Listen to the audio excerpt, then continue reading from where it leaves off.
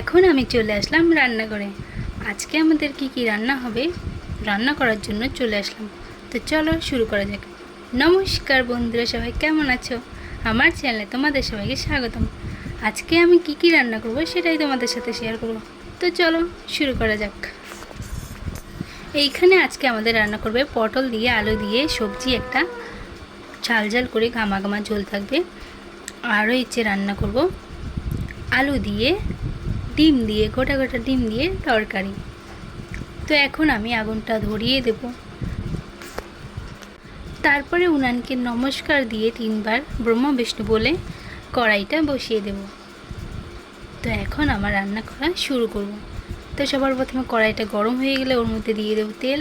তেলগুলো যখন গরম হয়ে যাবে ওর মধ্যে দিয়ে দেবো এই কেটে রাখা আলু আর পটলগুলো, এগুলো ভাজা করে নেব। তো ঢাকনা দিয়ে দিলাম। ঢাকনা দেওয়ার পর কিছু সময় ঢাকনাটা উঠিয়ে ওর মধ্যে স্বাদ অনুসারে নুন দিয়ে দিলাম।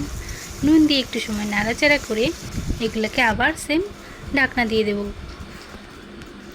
অনেক সময় পর ঢাকনাটা উঠিয়ে দেখি আলুগুলো প্রায় সেদ্ধ হয়ে গেছে। তো এখন এর মধ্যে দিয়ে দেব অল্প একটু হলুদ। হলুদটা আমি সবসময় লাস্টেই দিই। প্রথমে নুন দিয়ে যে কোনো কিছুকে প্রথমে সেদ্ধ করে নিই, কারণ নুন দিয়ে ভাজা করলে ভিতরের জিনিসটা ভালো করে সেদ্ধ হবে আর নুনটাও ঢুকবে আর পুড়ে যাবে না। কিন্তু হলুদটা যদি তাড়াতাড়ি দিয়ে দেওয়া হয় তাহলে সবজিগুলো পুড়ে যায় আর ভালো মতো সেদ্ধ হয় না। তো এখন আমার পটল ভাজা আলু ভাজা হয়ে গেছে, এগুলোকে নামিয়ে ফেললাম। তারপরে ওই কড়াইয়ের মধ্যেই এখন দিয়ে দেবো জিরা। জিরা দেওয়ার পর এখানে নিয়ে নিলাম পেঁয়াজ বাটা, আরও আছে আদা বাটা, জিরে বাটা, সর্ষে বাটা। তো এইখানে তেলের মধ্যে জিরে দেওয়ার পর ওর মধ্যে দিয়ে দেবো এই পেঁয়াজ বাটাগুলো।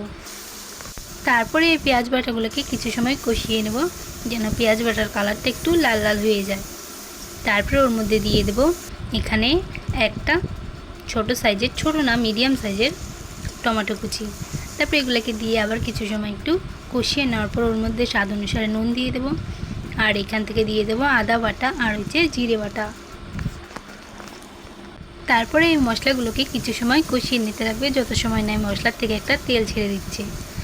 তো এখন মশলাগুলো কষানো হয়ে গেছে প্রায়।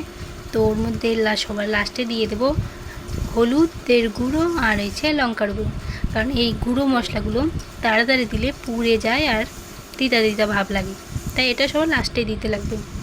তো এখন দিয়ে এর মধ্যে একটু ওই বাটির ভিতরে যে মশলা ছিল ওখান থেকে একটু জল দিয়ে দিলাম। তারপরে ওর মধ্যে দিয়ে দেবো 3টা কাঁচা লঙ্কা দিয়ে এগুলোকে একটু নাড়ে চাড়ে ঢাকনা দিয়ে দেবো। তো এই জলগুলো যত সময় না গটগট করে তত সময় পর্যন্ত ঢাকনা দিয়ে রাখবো। তো অনেক সময় পর যখন জলগুলো গটগট করছে ঢাকনাটা উঠিয়ে ওর মধ্যে দিয়ে দেবো ভেজে রাখা পটল আর আলু। তারপরে ওর মধ্যে দিয়ে দেবো সর্ষে বাটা। সর্ষে বাটাটা কিন্তু সবার লাস্টে দিলেই খেতে অনেকটা ভালো লাগে আর সেন্টটাও অনেক সুন্দর লাগে। তো সবসময় সর্ষে বাটা লাস্টেই দিতে লাগবে, নামানোর কিছু সময় আগে। তো এখন সর্ষে বাটা দিয়ে এই সবজিগুলোকে একটু নাড়ে চাড়ে রান্না করে নিলেই সেই পটল আলু সবজিটা রেডি হয়ে যাবে নামানোর জন্য। তো এখন সবজিগুলোকে নামিয়ে ফেলছি। তারপরে ওই সাইড দিয়ে আমাদের ভাতও হয়ে গেছে আর ডিম সিদ্ধও হয়ে গেছে। তো এখন আমি ডিম চুলা শুরু করব। ডিম চুলতে কিন্তু অনেকটা ঝামেলার ব্যাপার, কারণ ডিম চুলতে গিয়েই আমার তো বেশিরভাগ সময় ডিমের অর্ধেকই চলে যায়। কি ভালো লাগে না আমার, মানে ডিম চুলতে ভালো লাগে যখন ডিম একটুকু ভেঙে না যায় তখনই ভালো লাগে, কিন্তু আমার বেশিরভাগ সময় ডিম ভেঙেই যায়। দেখো ডিমের কি অবস্থা, কি হাল হইল, ভেঙে চুরে টুকরা টুকরা হয়ে গেছে। তো যাই হোক, এগুলো রান্না করতে লাগবে। তো এইখানে আমি কড়াইয়ের মধ্যে তেল দিয়ে দিলাম। তেল দেওয়ার পর তেলগুলো যখন গরম হয়ে যাবে ওর মধ্যে এই ডিমগুলোকে ভাজা করে নেব। তো এইখানে তো সাইডে দিয়ে আমাদের ছাগলের খাবারটাও তো রান্না করতে লাগবে না। তো ওইগুলো বসিয়ে দিয়ে এখানে তেলগুলো গরম হয়ে গেলে ওর মধ্যে দিয়ে দেবো এই ভাঙাচোরা ডিমগুলো। তারপরে ওর মধ্যে দিয়ে দেবো সামান্য অল্প পরিমাণ নুন আর হলুদ। এগুলো দিয়ে ডিমগুলোকে লাল লাল করে উল্টে পাল্টে ভাজা করে নিতে লাগবে। খুবই আস্তে আস্তে নাড়তে লাগবে, নয়তো ডিমগুলো আরও ভেঙে যাবে। আজকে আমি রান্না করতে করতে আমাদের এখানে হঠাৎই 1 মিনিটের মতো বৃষ্টি হয়েছে, তার সাথে সাথেই পুরো রোদ উঠে গেছে। তাই আমাদের এখানে টিনের উপর দেখাও জলগুলো যে পড়ছে, বৃষ্টির জলগুলো, ওগুলো বাষ্প হয়ে উড়ে যাচ্ছে। আমি তো এই ফার্স্টে দেখলাম, কোনোদিনও দেখিনি।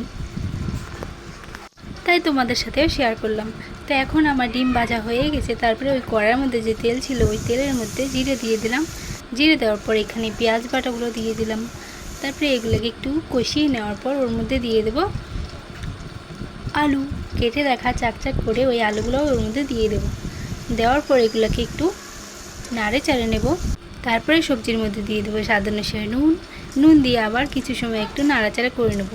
নাড়াচাড়া করে এগুলোকে ঢাকনা দিয়ে ঢেকে দেবো যেন সবজিগুলো তাড়াতাড়ি কষানো হয়ে যায় আর সেদ্ধ হয়ে যায়। কিছু সময় পর ঢাকনাটা উঠিয়ে ওর মধ্যে দিয়ে দেবো একটা বড় সাইজের মিডিয়াম সাইজের টমেটো। তারপরে এগুলোকে একটু নাড়াচাড়া করে নেব। নাড়াচাড়া করার পর আবার সেম ঢাকনা দিয়ে দেব। তারপরে আবার ঢাকনাটা উঠিয়ে ওর মধ্যে দিয়ে দেব হলুদ দিয়ে আবার একটু সময় নাড়াচাড়া করে নেব যেন হলুদগুলো আলুর মধ্যে ভালো মতো মিশে যায়। তেমন করে ঢাকনা দিয়ে কিছু সময় রান্না করে নেব, মানে কষিয়ে নেব সবজিগুলোকে, তাহলেই কষানো হয়ে যাবে আলুগুলো। তারপরে ওর মধ্যে দিয়ে দেব জল। তোমরা যেমন ঝোল খাবে ওই হিসেবে ঝোলটা দিয়ে দেবে। তারপর ওর মধ্যে দিয়ে দেব লঙ্কার গুঁড়ি দিয়ে এটা ঢেকে দেব। তারপরে অনেক সময় পর ঢাকনাটা উঠিয়ে দেখি সবজিগুলো গটগট করছে, তার মানে সবজি অনেকটাই হয়ে আসছে। তো এখন আলুগুলোকে ভেঙে দেব যেন ঝোলটা গাঢ় হয়ে যায়। তেমন করে আলুগুলো ভাঙার পর ওর মধ্যে দিয়ে দেব জিরা আর হচ্ছে গরম মশলা।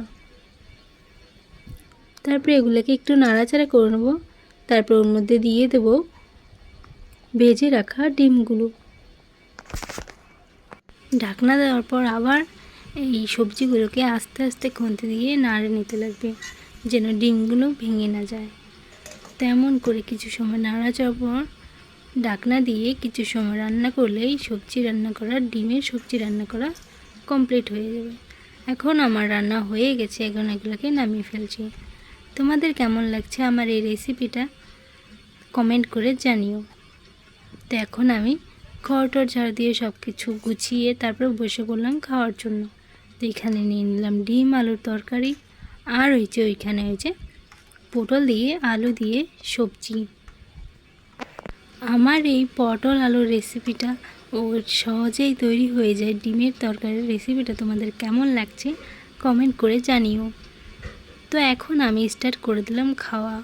আমার ভিডিওটা যদি তোমাদের ভালো লেগে থাকে তাহলে ভিডিওটাতে লাইক করে দেবে এবং চ্যানেলটাকে সাবস্ক্রাইব করতে ভুলবে না।